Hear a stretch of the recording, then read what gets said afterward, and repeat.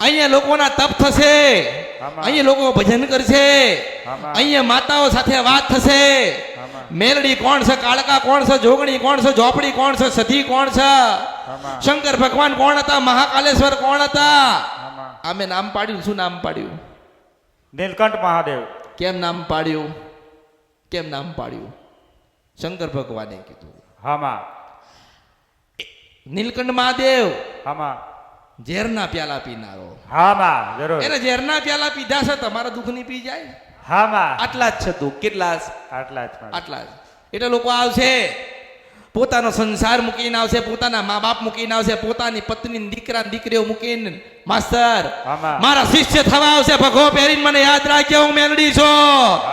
મેં કીધું છે કે હું સિદ્ધ વંશપરા નદી કંદરફ્યા મેલડી છું. પેલી રાણી તાજ પહેરીને બેઠી હતી એવી રીતે બેહું નહીં તો મારું નામ મેલડી નહીં. એટલે હજારો કરોડો ને લાખો માણસ મારી પ્રતીક્ષા કરે છે. જોઈ ગયા છે, જે સાંભળી ગયા છે એ તો મને ભૂલવાના નથી, અને ભૂલવાય ના દઉં એ રચના લઈને આવી છું.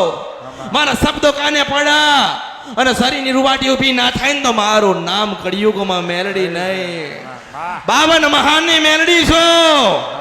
શંકર ભગવાન પાસે બેહીને ભજન કરતી હતી. મારા 13,000 વર્ષ થયા. રોગી જોગી ભોગી બધા જ મારું તપ કરતા હતા, પણ ભગવાને કીધું કે ના, અમૃતની પેઢીની વસ્તીમાં જાઓ એટલે આવીશું મેલડી છું. હું એને મળીશું, એની વસ્તીના પેઢીને મળીશું.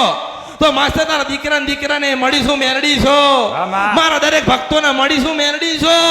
કારણ કે તમે બધા ગાંડાઓ મારા ને હું તમારી છું.